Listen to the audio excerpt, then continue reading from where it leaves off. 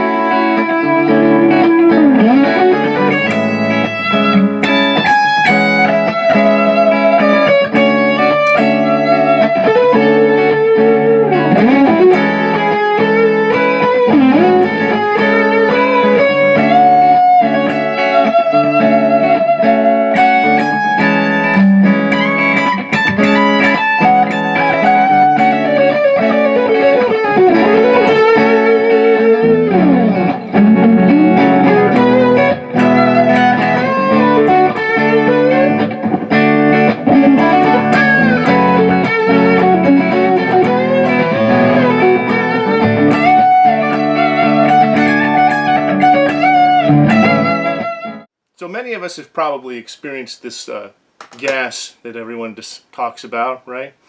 I know I'm in recovery and I have frequent relapses, so I know of what I speak. I've done this a really long time, and I always joke around and say I've owned a music store one piece at a time, and many of those pieces more than once. I'm not someone that keeps gear, so I only keep gear that I am using, and I really view it all as tools for me. But still, we can become distracted and all that stuff by the amount of marketing that goes into these music products when we really could be making music. You know, I think I'm no doctor, but I have read enough about this stuff that generally when we're trying to acquire stuff, it's usually we're trying to buy happiness because there's some other issue in our life that's causing us problems. Maybe it's stress, whatever it is, but we generally are trying to buy that stuff for that one little minute high when we're, you know, chasing the thing down. We do the order, whatever. And we think it's going to make us happy for that 1 minute, you know, or from now on. If I only had that guitar, imagine how good a guitar player I'd be. If I had that amp, I'd sound amazing. All those things we tell ourselves so that we can actually get this stuff and do that pursuit of happiness, I guess is what that is. But it's really just a money pit and really a big waste of time when we could be spending our time and money doing far better things.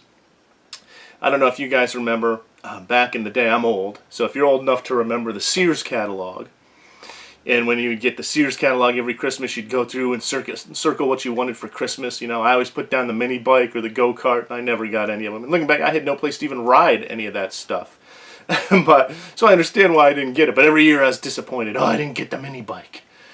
And I think that kind of mentality we have from the time we're kids kind of makes this, carries into adulthood, and makes it a distraction for us as we're kind of going through this stuff. When I first started playing in the early 80s, you know, there was the Musician's Friend catalog would come out. And you guys will remember all these music stores used to send catalogs out.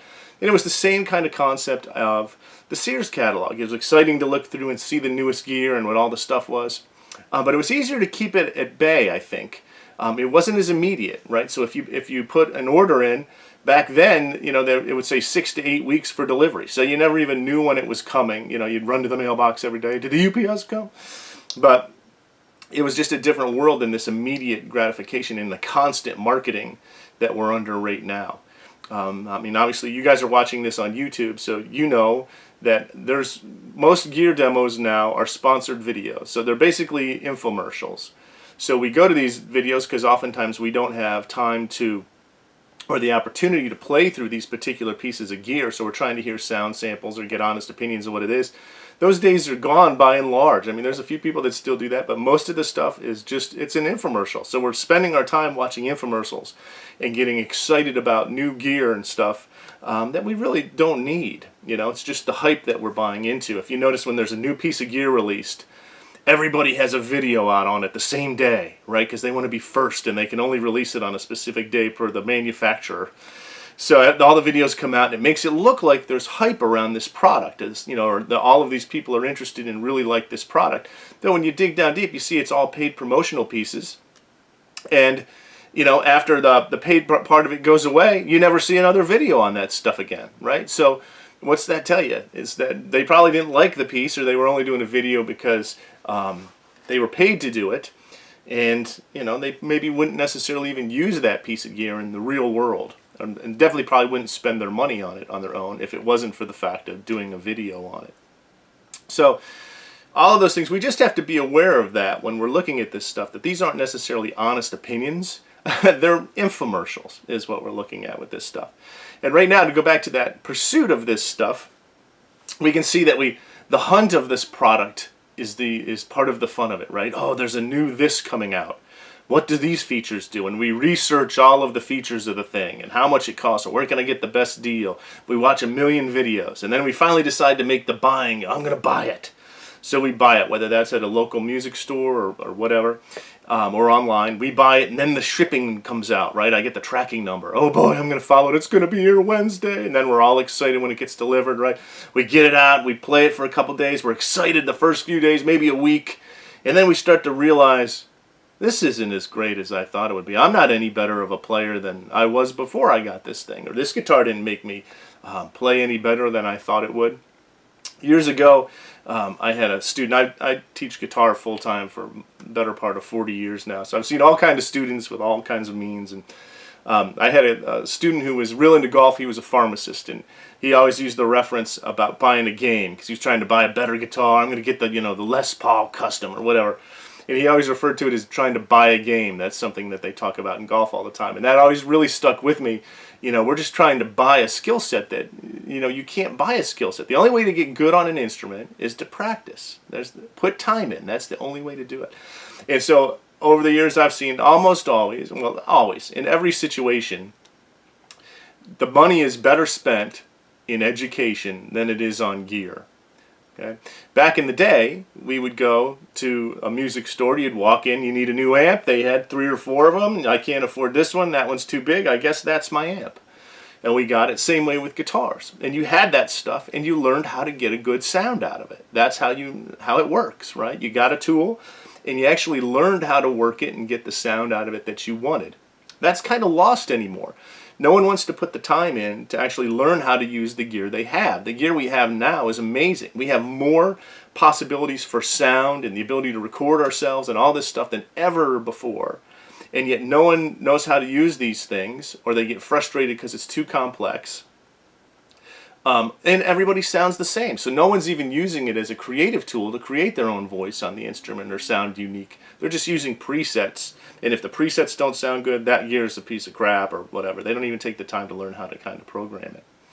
So I think that's one of the big switches. Now we're inundated with all of this stuff. There's so many options. It's just option paralysis, right? there's too many choices, I don't know what to use. So I just think it's always a big thing, and I'm guilty of this, you know, like I said in the beginning of this thing. I'm in recovery, but I relapse sometimes. But always, you know, you're better taking the money and buying guitar lessons or a TrueFire subscription or some instructional books, and spend your time instead of watching a bunch of videos. I know it's ironic, I'm trying to get you to watch this video, but to take the time and spend that, you know, if you would normally spend 3 hours watching or an hour watching YouTube videos, spend 20 minutes and spend the other 40 minutes actually practicing your guitar with some sort of a viable tool. And I think you'll see much better results in your playing if you go that road. That's just been my experience over the years. I'm really glad I came up playing before there was all of these distractions, because I struggle with these same distractions as everybody else. I'd love to hear your opinions on this stuff. Post, you know, what do you guys struggle with this kind of thing? And you just go down the YouTube rabbit hole, you see a piece of gear, and then you got to look it up, and then you're watching all the demos of it, and oh, this one sounds good, that one sounds bad, oh no, what do I do? All the decisions on this stuff that we love. But I think, by and large, I know in my my world, I'm more disappointed in the gear that I get than I am excited about it. I've had way more stuff that I never kept, you know, than I have actually kept. I have very little stuff anymore. I have just enough stuff to do what I have to do musically in my world. But I've gone through tons of guitars and tons of amplifiers and pedals and amp modelers and all, you know, all of that stuff. I've just gone through so much of it, and looking back on it, it's really a waste of money and effort to do that. What's your opinion on it? You guys, you know, post something down below. Do you think it helps to go out and buy all this stuff? Does it make you a better player? I think there's something you could say that, you know, if you have the gear we use to inspire us, right? No one can tell the difference. I played in a band with a guy, and I'd always go, check out this new amp I got, or new guitar. How's it sound? And he'd go, it sounds just like the last one. It's because we have a particular sound that we have in us when we play as musicians, and that sound is going to come out, for better or for worse, no matter what the gear is. It doesn't matter what the gear is. You're going to sound like you no matter what happens, whether it's a Squier Strat or a custom shop Strat. On record or by listening, no one's going to be able to tell the difference. I've never had someone come up and go, man, those pickups you have in that guitar sounds amazing. They don't know. You can't tell the difference. Now, can you feel a difference in an instrument? Absolutely, right? So a more expensive guitar is going to feel more quality. You know, it's going to feel better in your hands, maybe, something like that. But really, the goal is to define the tools that you can work with and actually learn how to use them and put the time and energy into actually just trying to learn how to play the instrument and become better at it, and sculpt the tones and sounds that you hear in your head out of the gear that you already own. And there's a lot of sounds in all of this gear that we're talking about now. You know, when I do demos of stuff, I demo what I use it for, because it's not going to sound like what you use it for. You're going to like different stuff. I'm just trying to dial in the sound I hear in my head as best I can and share that with you, how I use the tool. But you'll have to find your own, you know, sound in all of this stuff. So I think it's an interesting discussion, and I just wanted to jump on here and kind of talk about it a little bit and get your opinions on it. Do any of you guys suffer from gas? You know, has it been a lifelong affliction like it has been for me? But I think if we all kind of look at things a little differently, all the marketing and stuff that goes on to us, it'll kind of change our perspective. I know it did for me, so I'm just trying to share my experience with you.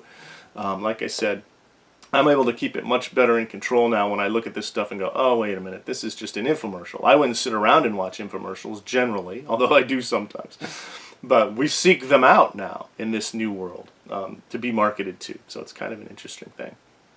So I appreciate you stopping by here and giving this a listen, and I appreciate any input you offer in the bottom. I'd love to hear how this all affects you. And again, as always, thanks for stopping by, and any help you can give the channel as far as subscribing or anything like that, if you enjoy this content, would be greatly appreciated. Thanks so much. Have a great day.